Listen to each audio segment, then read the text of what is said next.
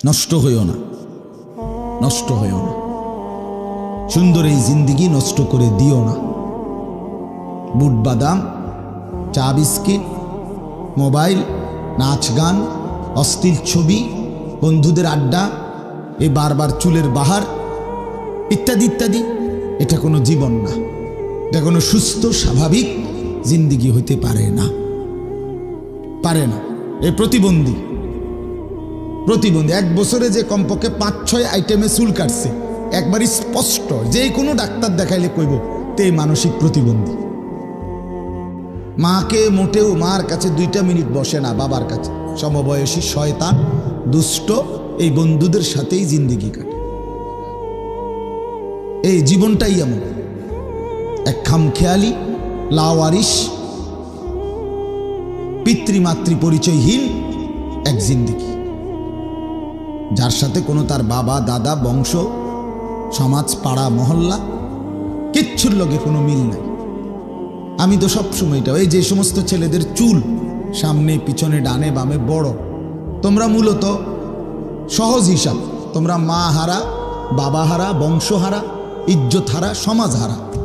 কারণ তোমাদের এই চুল চেহারার সাথে তোমার বাবা, তোমার দাদা, তোমার বংশ, তোমার দেশ, তোমার পাড়া, তোমার মহল্লা, তোমার জাতি, তোমার আল্লাহ, তোমার রসুল, তোমার কোরআন, তোমার সুন্নাহ, তোমার এলাকার কোনো আলেম, কোনো ভদ্র মানুষ, কোনো দিনদার, কোনো নেককার, কোনো নামাজি, কারোর সাথে এটার মিল নাই। তাহলে এটা তুমি কোনখান থেকে নিলা? তার মানে তুমি এই সমাজচ্যুত এক সন্তান, তুমি এক সমাজচ্যুত সন্তান, তুমি মা বাবার বন্ধন ছিন্ন এক সন্তান। এটাই বাস, যে তুমি তোমার মা রাখ, তোর মা, মা দিয়ে আমি কিনব। আমার দরকার হইল, আমার পছন্দ হইল মোবাইলের ওই কোনো বেঈমানের মডেল, কোনো কাফেরের মডেল। এইভাবে জিন্দিগি পার হয়ে যাবে, ঠিক আছে, কিন্তু কবর আখেরাত পার হবে না, পার হবে না দোস্ত। জীবনটা মোবাইলের জন্য না, জীবনটা আল্লাহ তাআলার গোলামির জন্য। আল্লাহ তাআলা ইবাদতের জন্য বানিয়েছে, ইবাদতের জন্য। আপনারা এই বাপ চাচারা ভাইবেন আপনাদের সন্তানের দিকে, যার এক বিন্দু কোনো অনুভূতি নেই, কি করে না করে, কেন করে, কোথায় করে, কোনো টাইম নাই, টেবিল নাই, হাঁটা চলার কোনো সিস্টেম নাই ইসলামের সাথে, আল্লাহর কোরআনের সাথে, রসুলের তরিকার সাথে। হ্যাঁ, এটা হাইওয়ান জানোয়ার ছাড়া আর কিচ্ছু কিচ্ছু। আমি তো প্রতিদিন বলি, যে সমস্ত ছেলেরা তোমরা পেশাব করে পানি নাও না, টয়লেট পেপার ব্যবহার করো না, পানি ব্যবহার করো না, তোমরা মাঝে মাঝে কুত্তার দিকে চাইও, কুত্তার লগে তোমারে একটু মিলাইয়া নিও, যে তোমার সাথে দেখবা দারুণ মিলতা। হ্যাঁ, প্রয়োজনে কুত্তার সাথে একটা সেলফি তুলে একসাথে, যে আমরা 2 জানোয়ারকে কেমন দেখায় দেখেন। অসংখ্য মানুষ কমেন্টস করে জানাবে আপনাদের 2 জানোয়ারকে দারুণ দেখাচ্ছে, মানাইছে না। একজন ঠ্যাঙ্গালগি দিয়া মতে, আরেকজন ফানিসারা মতে, দারুণ সেরকম দেখা যায়, দারুণ হয়েছে। অপবিত্র সন্তান, যার শরীর নাফা, পেশাব করে পানি নেয় না, এটা মানুষের কোনো কাতারেই পড়ে না, মানুষের কোনো সমাজেই পড়ে না, এটা কোনো কাতারেই না। ভদ্রতার কিচ্ছু নাই এটার ভিতরে, অপদার্থ, অপবিত্র, এটা অপবিত্র। এজন্য এটা বুঝা দরকার। আল্লাহ তাআলা আমাদেরকে মুসলমান বানাইছে, 800 কোটি মানুষের মধ্য থেকে আল্লাহ পছন্দ করে, আমাদের কোনো যোগ্যতা ছাড়া, আমাদের কোনো তদবির ছাড়া আল্লাহ দয়া করে আমাকে মুসলমান মা বাবার ঘরে জন্ম দিয়েছেন, এই তাফালিং আর এই ফালতু কাজ করার জন্য নয়। এজন্য প্রিয় ভাই, নষ্ট হইও না, নষ্ট হইও না, নষ্ট হইও না। সুন্দর এই জিন্দিগি নষ্ট করে দিও না। বুট বাদাম, চা বিস্কিট, মোবাইল, নাচ গান, অশ্লীল ছবি, বন্ধুদের আড্ডা, এ বারবার চুলের বাহার ইত্যাদি ইত্যাদি। এটা কোনো জীবন না, এটা কোনো সুস্থ স্বাভাবিক জিন্দিগি হইতে পারে না, পারে না। এ প্রতিবন্ধী। 1 বছরে যে কমপক্ষে 5-6 আইটেমে চুল কাটছে, একবারই স্পষ্ট, যে কোনো ডাক্তার দেখাইলে কইব তে মানসিক প্রতিবন্ধী, কোনো সন্দেহ নাই। তার সিরা বাস্তবে এটা, কোনো সন্দেহ নাই। কারণ এর যে তার সিরা, এটা লইয়া কোনো সন্দেহ নেই। কারণ যে পাগল, যে মাতাল, সেই এরম করে, কি করে না করে হে কইতারে।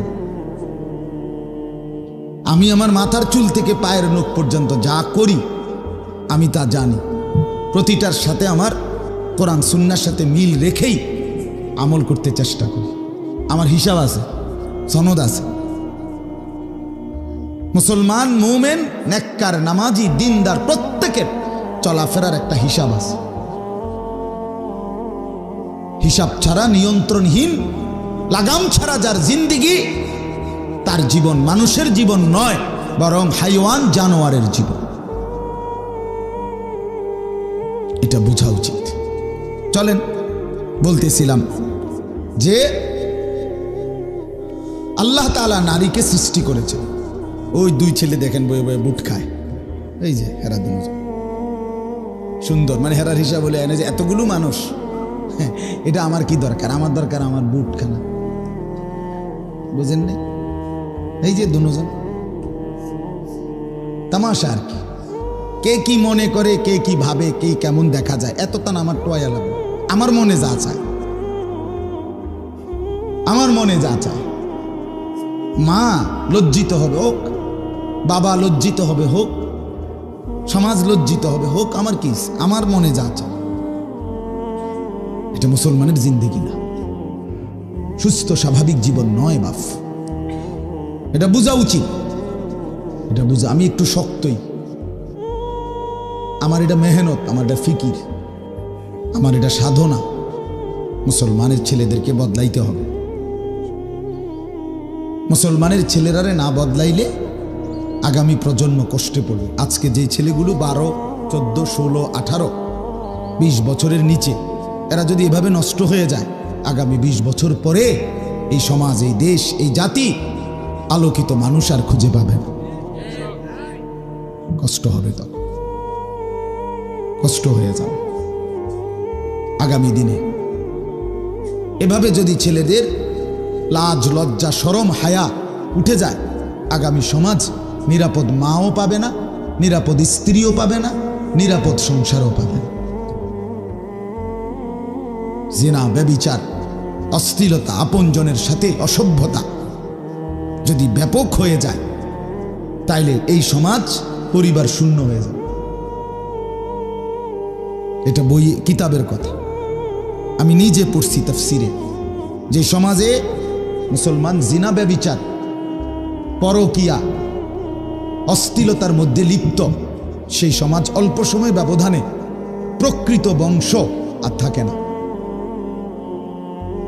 থাকে না। আপনি যেই কোনো চেয়ারম্যানরে, আমি জিগায়ে দেখছি, আপনাদের ইউনিয়নের চেয়ারম্যান, যেই কোনো চেয়ারম্যানরে জিগায়ে দেখেন এখন, যে চেয়ারম্যানরা সবচেয়ে বেশি মেল করে কিসের, কি নিয়ে ঝামেলা আছে। হ্যাঁ, আমি জিগায়ে দেখছি অসংখ্য, প্রতিদিন পেরেশান তারা এটা নিয়েই। স্ত্রী, স্বামী, ছেলে মেয়ের এই অশ্লীলতা, বেহায়াপনা, পরকিয়া, এই নিয়ে পেরেশান।